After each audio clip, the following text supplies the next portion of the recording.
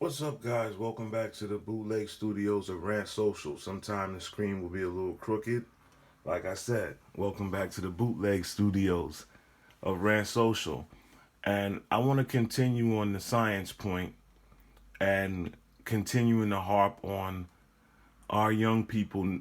Our young people's minds need to be stimulated. And here I want to highlight something. This is something all of you could sit down and talk with your children about. Spark their mind, get them interested in different things. And the highlights of this video and why I want to highlight Mr. Viktor Grebennikov. I think that's how you pronounce his last name.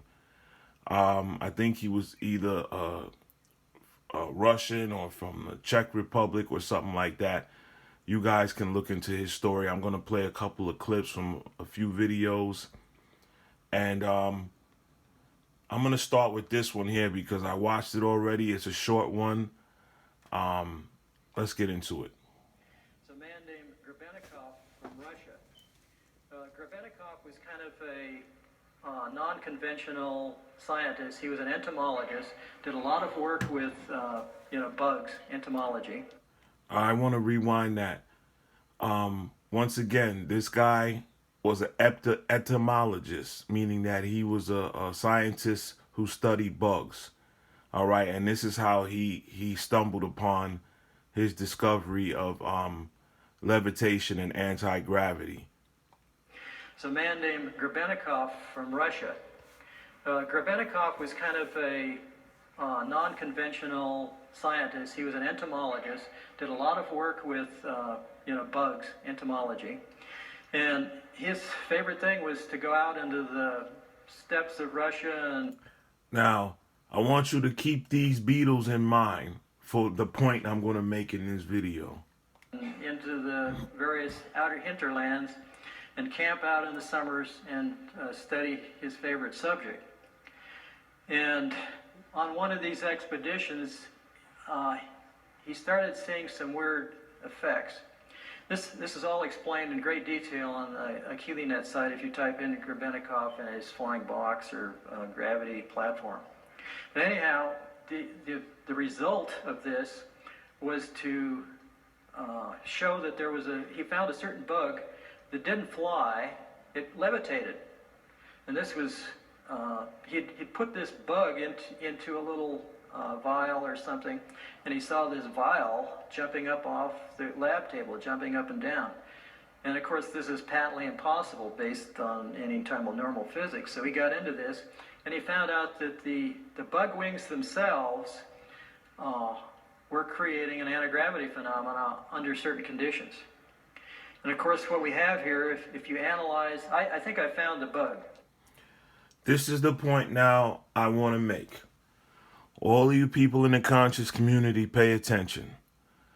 All of these so-called fake Egyptian black hustlers out here selling you all this fake Egyptian knowledge and wearing ankhs around their neck and talking all of this pharaohs and you come from kings nonsense. First of all, trace your own personal lineage and don't believe anybody who tells you they know where you come from and they don't even have a drop of your blood to analyze your DNA.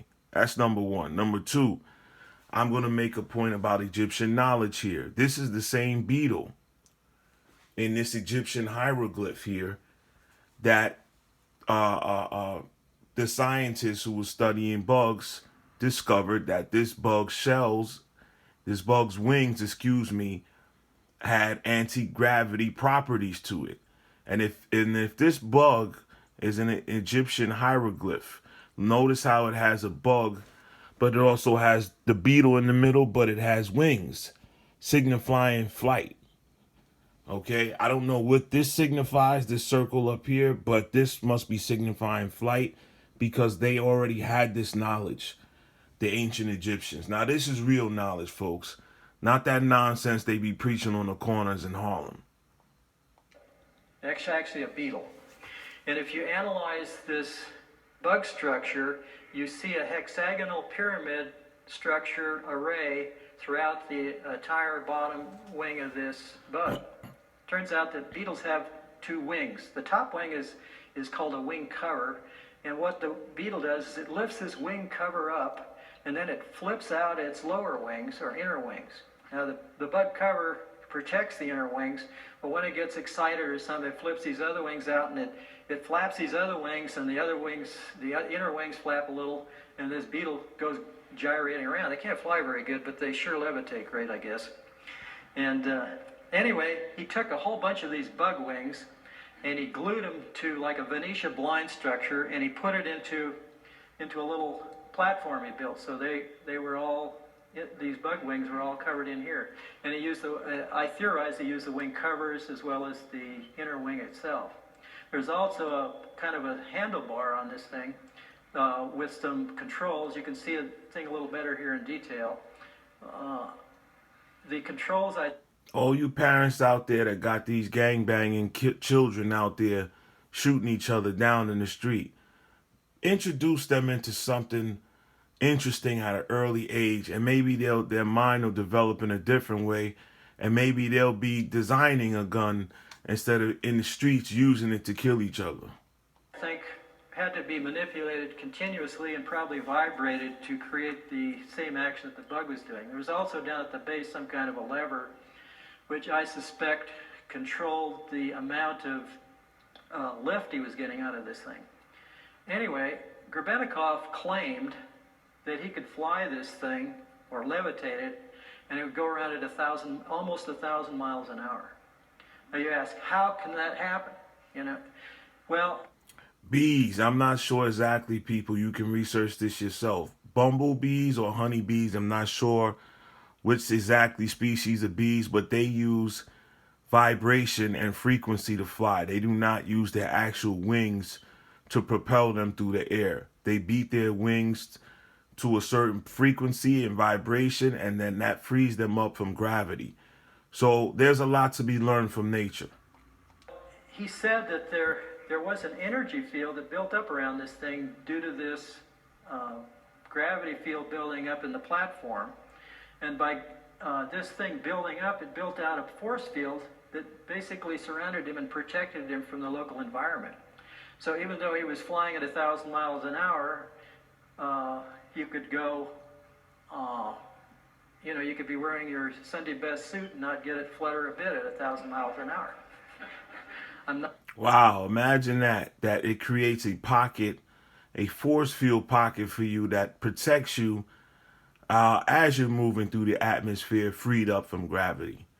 That's amazing. Not sure I'd want to stand on something going 1,000 miles an hour that's 2 feet square. But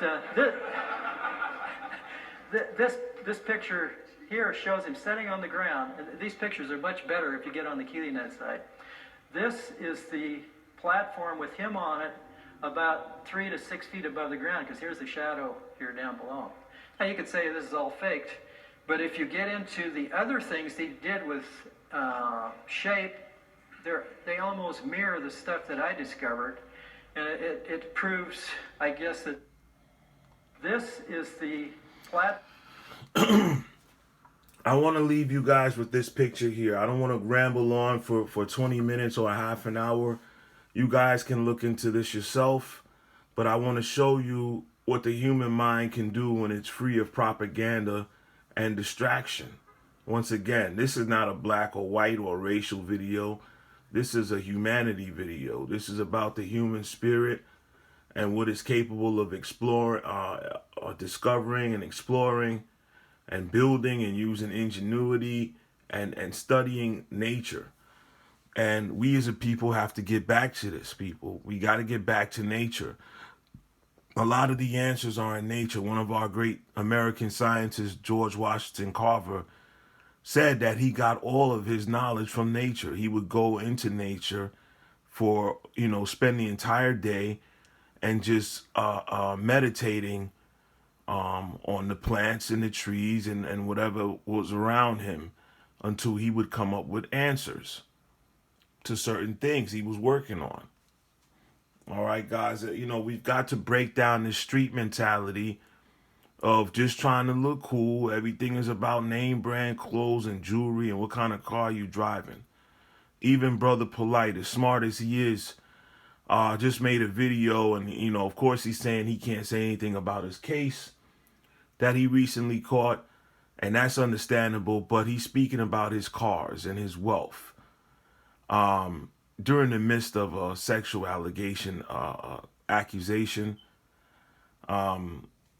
This shows the mindset, the poison mindset of our people, that we're putting the dollar and BS materialism ahead of nature, ahead of science, ahead of intellectualism.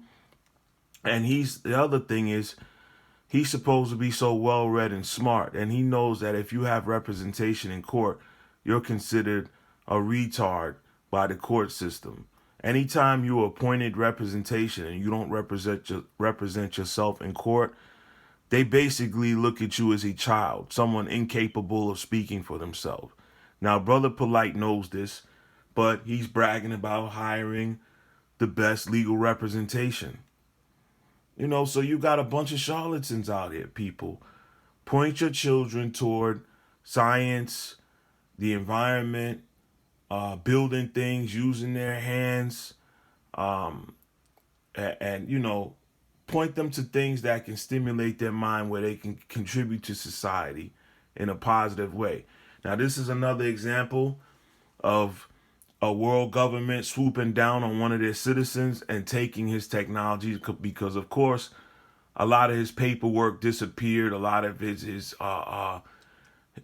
information and his notes that he wrote down on how to build this thing and how it flies and everything else, they confiscated it upon his death, and the public will never have this information. But you have fabulous minds out here that just have to be left alone or stimulated. All right, this has been Rant Social.